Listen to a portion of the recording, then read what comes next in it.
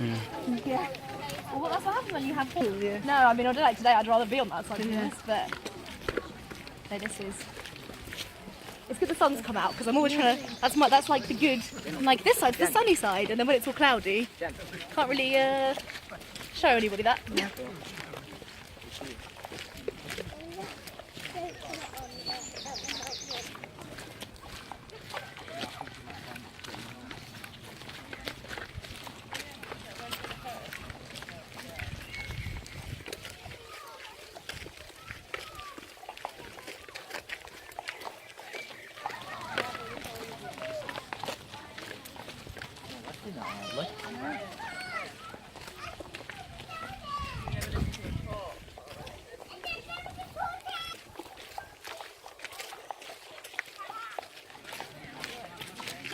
Okay, we'll pause here for a second and wait for everybody to catch us up. People that lived here.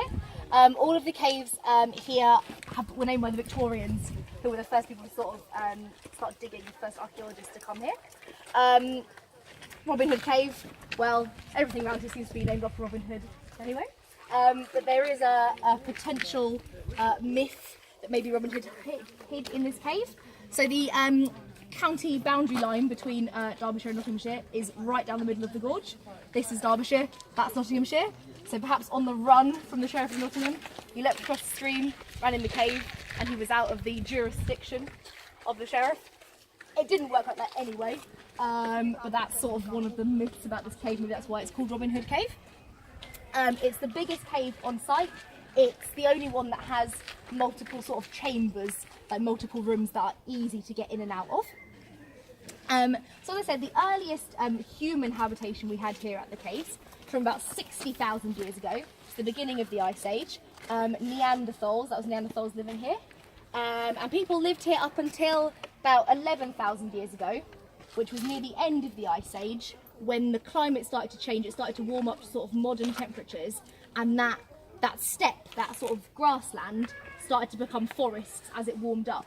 And actually, because the habitat was changing, those animals, those reindeer, those wild horses that would travel here, they didn't come here anymore, so people stopped coming here. So from about 10,000 years ago up to about 4,000 years ago, didn't really have anyone living here.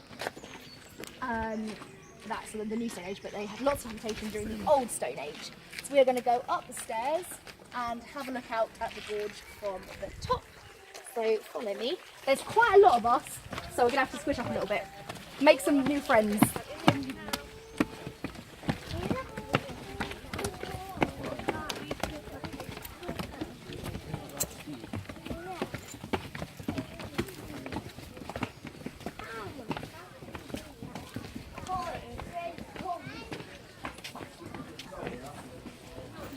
Nice actually, I'm too hot over the sun.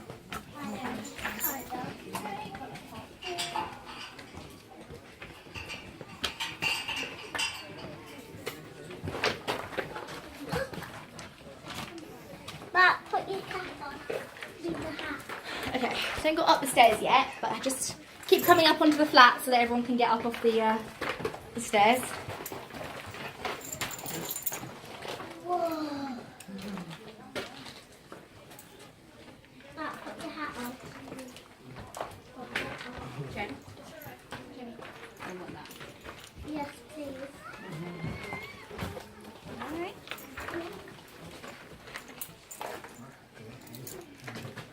How are you doing? Space, because you do not go near a swan on their nest, but hopefully you might have some little baby swans soon.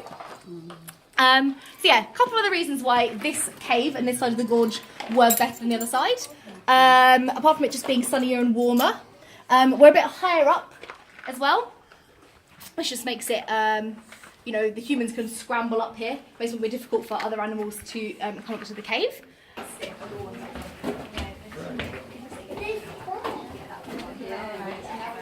I bet that's the hyena skin. Ew, what is that? Rock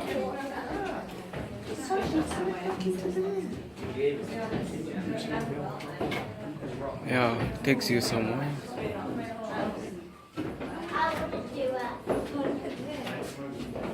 Bobby, drink it. I dare you to drink it. It's rock water.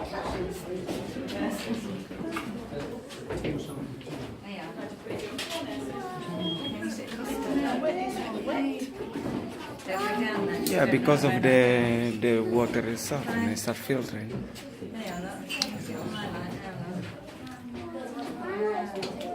It is. See.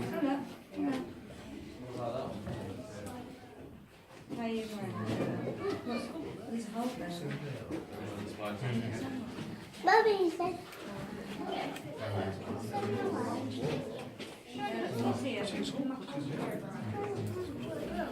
I'm more scared of you than you are of them. Spider eggs.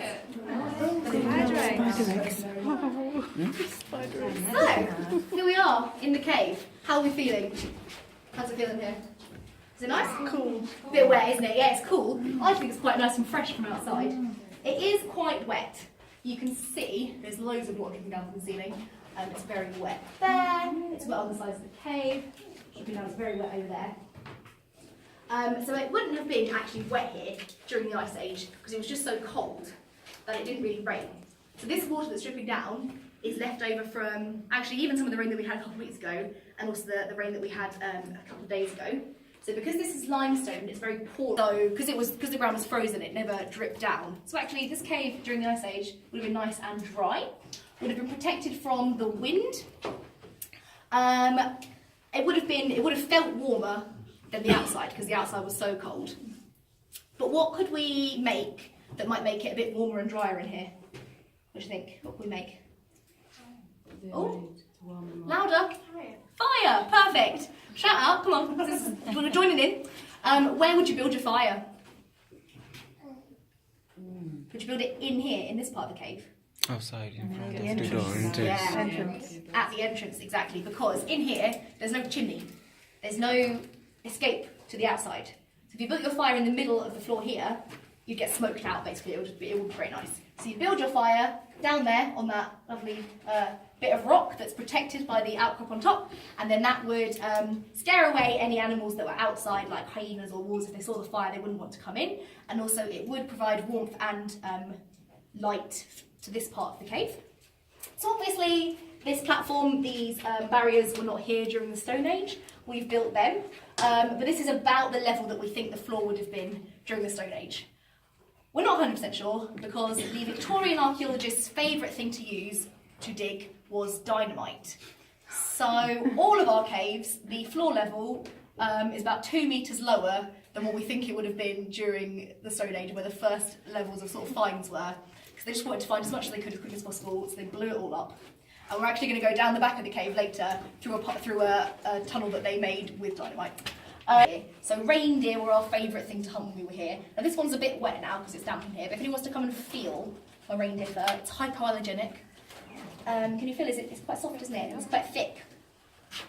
So really good for making blankets out of. So we're pretty sure that they made reindeer fur clothes and blankets and things. We don't have any that we found here at the cave. Does anyone know why we might not have any skin and fur artefacts left here in the cave from the Stone Age? Yeah, exactly. So organic material rots away, especially in the nice warm, wet weather of England. Now, we do actually have some Stone Age finds from Russia and from sort of Mongolia, where it's never actually unfrozen. So whole mammoths, fully frozen mammoths in the ground. Also, I mean, look them up because they're really cool, like frozen mummies of Stone Age people with like all their skin, all their hair, all their clothes and everything. Really creepy. That have been frozen in the ground ever since the Stone Age, and it's never unfrozen. So we do know a bit about general Stone Age life, but yes, we wouldn't have any skins or furs or organic materials left over here at the caves. So what do we need to use instead? What kind of objects do we have left?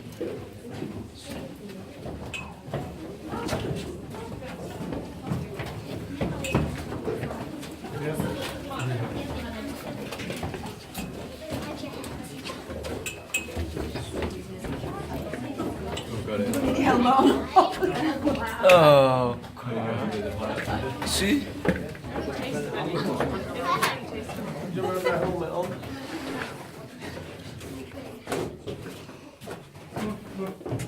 Yeah, this is what you want in the cave, isn't it? It's wet and cold.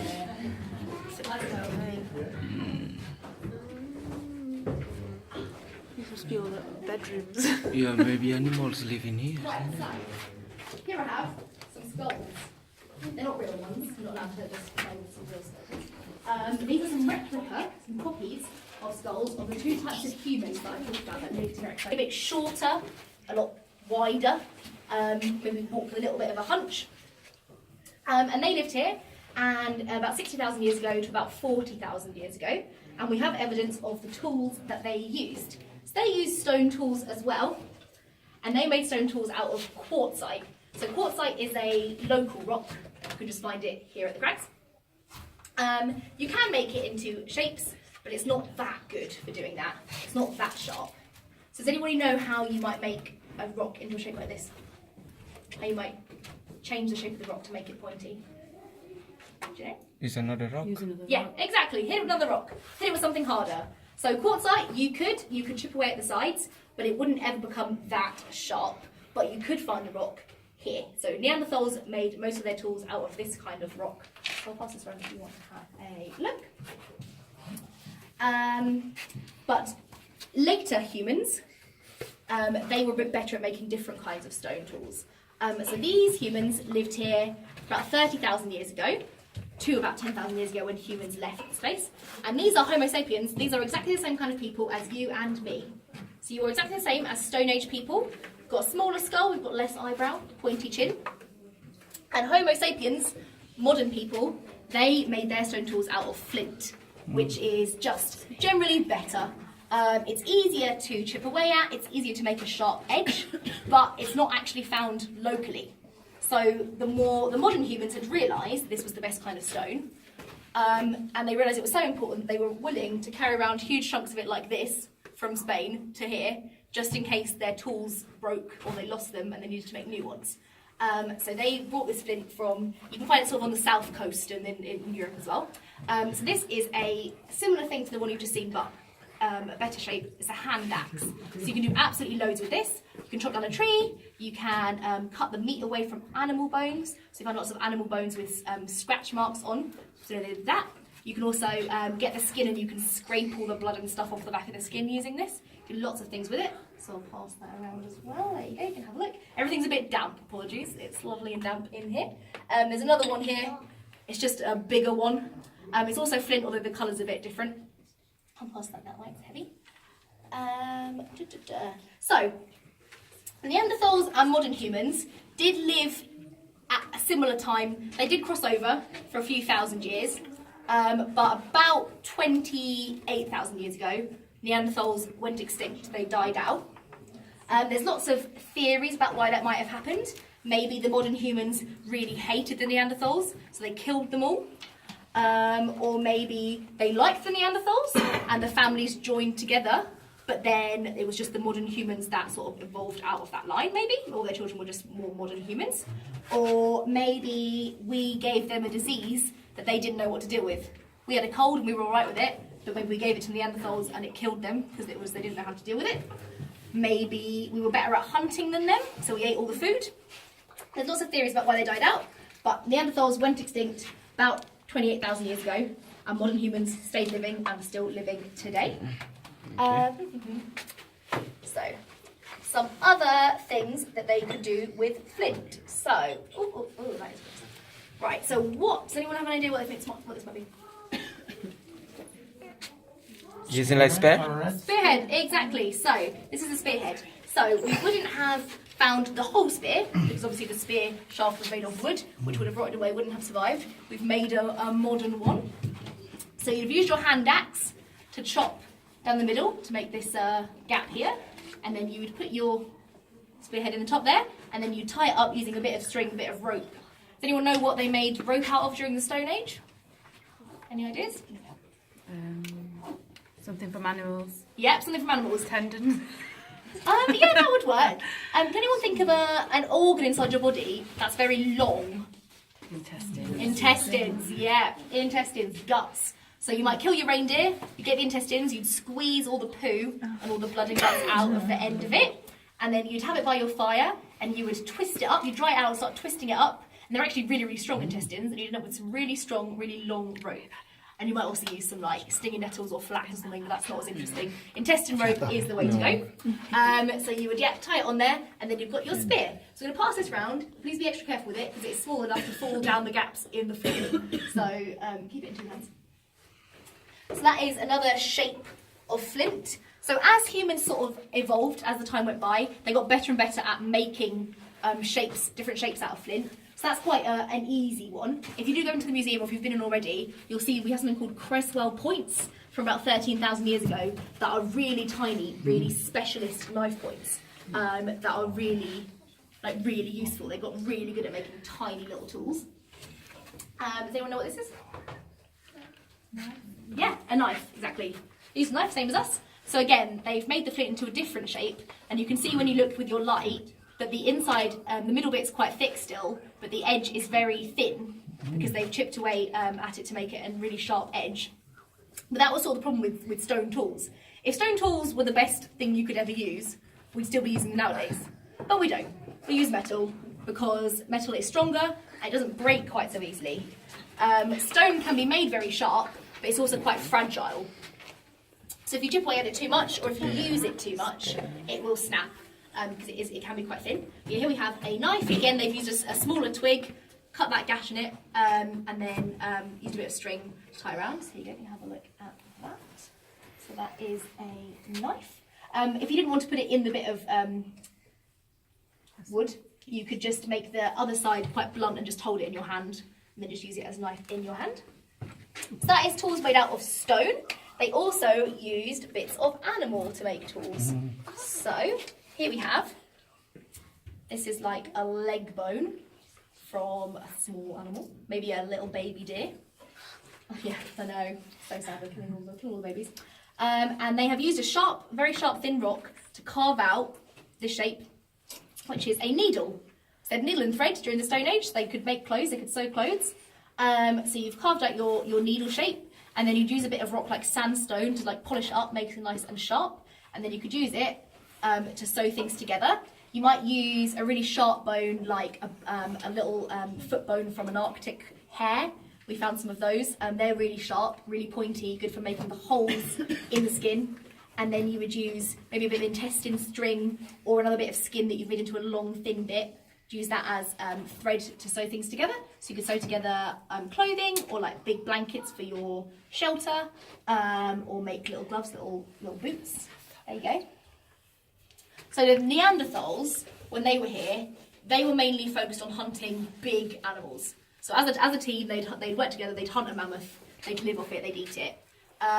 When the modern humans were here a bit later, more like sort of 20 to 13,000 years ago, they were more specialised hunters. So they were more interested in Arctic hare, because they were very good at, you could make gloves and little boots out of their really warm fur.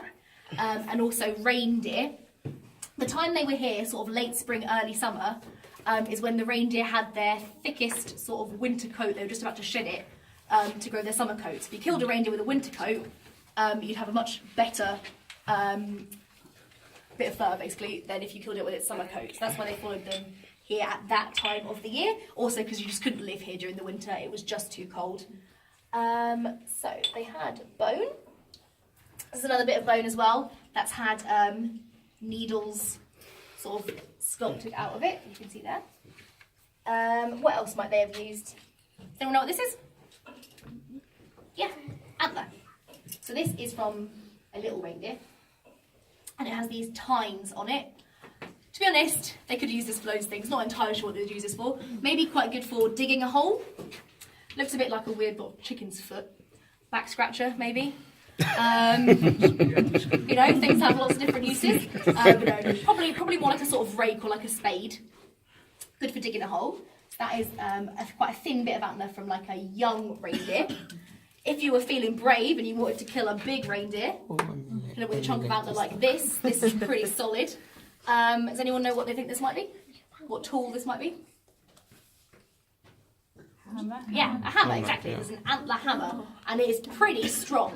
You can see it is solid all the way through, and this is strong enough to use to like shape your stone. So you could knap flint, you could make different things out of flint using the antler hammer because it was stronger than the stone. I'm going to pass this round. If you want to hammer, please hammer your hand. Don't hammer your head or your friend's head. Have a go. So yeah, antler was very good. That's another reason. Basically, reindeers were the thing to kill because you could do so much with all the different parts of their body. Because this is a piece of bone, and you can see inside it's actually hollow. So bone was very good for making sort of small tools, but it wasn't very good for making big things that you hit things with because bones are quite fragile. Thank you. I forgot about this one. So this is another hunting implement. We're down by the river. What else might you eat? Fish. Fish, exactly. So this is a fishing pole or a harpoon, not a very impressive one. So this is a piece of leg bone that they've made nice and smooth. Actually, it would be better if they put some little barbs on the side, because that means that when you catch your fish, they get stuck on them. So in the Stone Age, there wasn't much to do, to be honest. There wasn't television, you didn't have your iPad. Sure. All you would do is hunting, gathering, that was your life. So you were happy enough to go down by the river and sit and wait for a couple of hours for a fish to come nearby you. And then when it did, go out, spear it, and then you'd have fish for dinner. So I'll pass this one around as well. Careful with the pointy end. Okay, does anyone have any questions about the Stone Age or any facts that they know? So it's meant to be an interact. So obviously, we don't get shells around here, around Cresswell, because we're not near the sea. We don't naturally find shells. And especially not during the Stone Age when we weren't even an island, we were even further away from the sea. So if we found shells here, it must mean that the people thought they were important enough to carry them and bring them here. So what might you do with a shell? You could Put food. Yeah, use Oh, it for it's eating it. quite sharp, Plate isn't in it? it. It's Yeah, like a plate. plate. Yeah, it's pretty sharp. That'd be good. a knife. Use it for a knife, yeah. You could also use it, it's kind of shaped a bit like a bowl, isn't it? Yeah. So you could use it maybe as a cup, or they think that they would have put their paint in there. So if you were doing paintings on the cave wall, you could mix up your paint in this and then use it to store it in. Or you could put a hole in it, nice necklace. We have found ones with holes in, I think they wall them as jewellery. Paint in the walls. So, yeah, lots of natural Use materials that you could use. Alright, okay, so, no one's got any questions? Let's go to another cool part. What is original in here? Original. Yeah, original. Okay, so none of these things are Stone Age things. So I'm not allowed to pass them around. They've all been made in the same exact way. Like a hand axe. You can anyone can nap a hand axe. But all of the originals are in the museum. Oh, so nothing here is No, original. because this is what we show to schools, and they go down the floorboards and we lose them. So you- Just replicas. Yeah, So you we're cheat on us, isn't it? I know, I'm sorry. So the floor is a little bit bumpy. There's red matting. Best to stick onto the red matting. It does get quite low down. Everyone's probably going to have to crouch. But it does open up into a big, massive chamber. So it's about 10 seconds of crouching, and then you can stand up again. If anyone doesn't want to go back there, that is no problem at all. But we're all going to have our lights on, so it will be bright till we turn them all off again to enjoy the experience. So I'm going to go first, and then if you want to come, you can follow me. Go one at a time, though.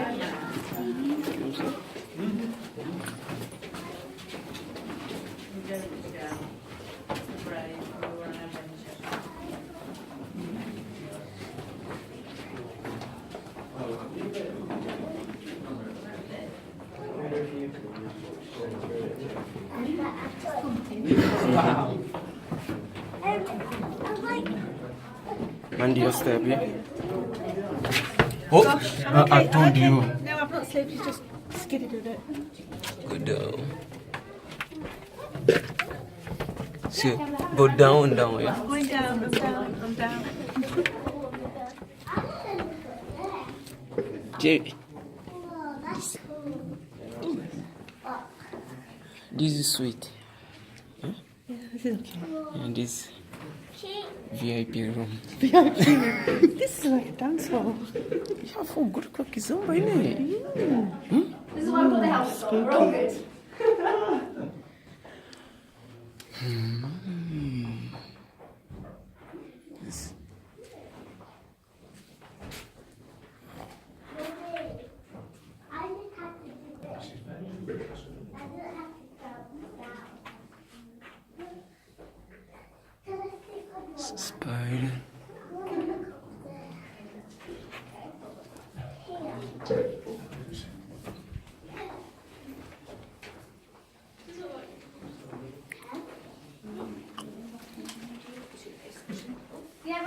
and explore. Oh, see? Enjoy the. Yeah, you see? I couldn't pass it.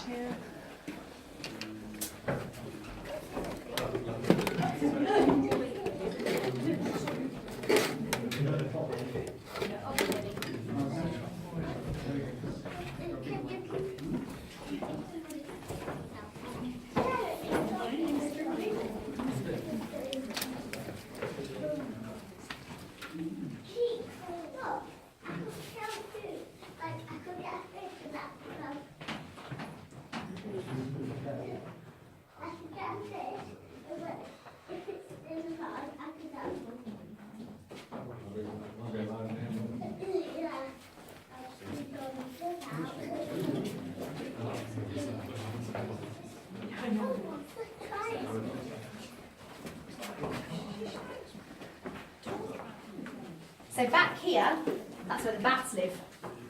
Yeah. Although they're not there right now, because for some reason in summer they like to roost in the building, in the roof of the building, which is not very good for them. But in the winter time, they come and they hibernate here, they sleep in here. So we have to shut the cave because it's very important that they stay safe. But everybody bats in there now. A bat. Yeah, protected bats. So how do we feel in here? How does it feel? No. Exact same reasons as before. There are some openings, but they don't go all the way up to the ceiling. They don't go out again at the top. So if you built a fire back here, it would still be very smoky. How would we feel if we turned our lights out and experienced the cave in Stone Age darkness? How are we feeling? I'll leave mine on until everyone's turned theirs off, and then I'll turn mine off. I'll go last.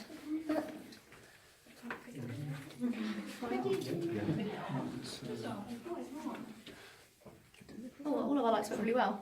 Yours is still on. Oh, there we go. Help me. Now, there is still a little bit of light coming from over there, because there's actually two entrances to this cave. The way that we came through was blasted out by the Victorians, and the natural way is that bit down there. So turn your lights back on. So, if the wind was down the gorge, they found a whole bare skeleton of a bear that went into maybe hibernate and then just didn't wake up again. So yeah, too dark for the people to live back here, but light enough for the animals to live back here, and they like to bring their food and eat it back here and sleep here. Not at the same time as the people though, because we would have scared them away.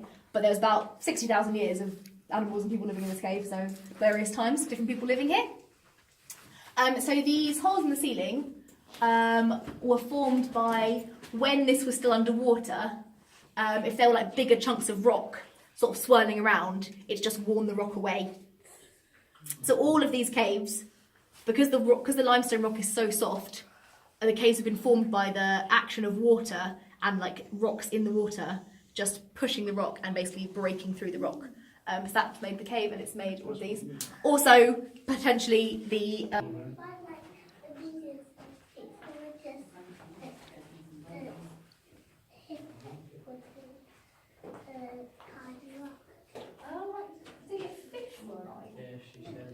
Oh, is that how you kill a fish? Yeah. Oh, interesting. You could do that?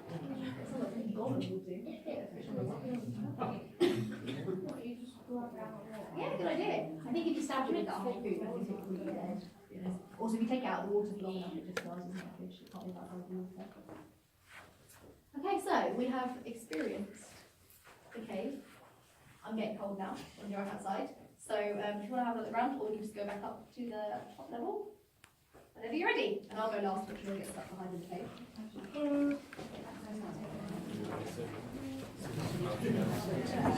Sure, go down, yeah? Right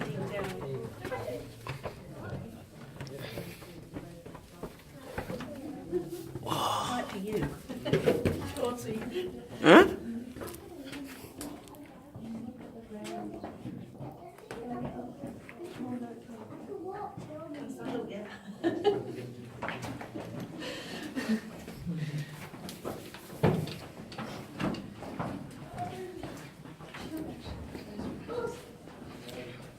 Robin Hood Cave.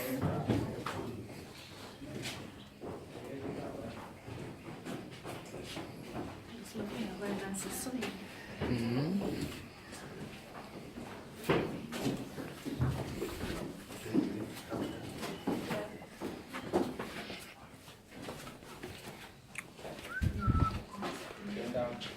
you don't have to.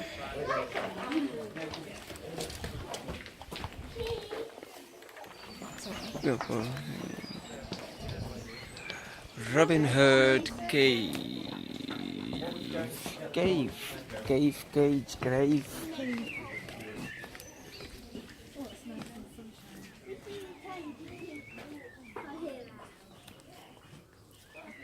Hello.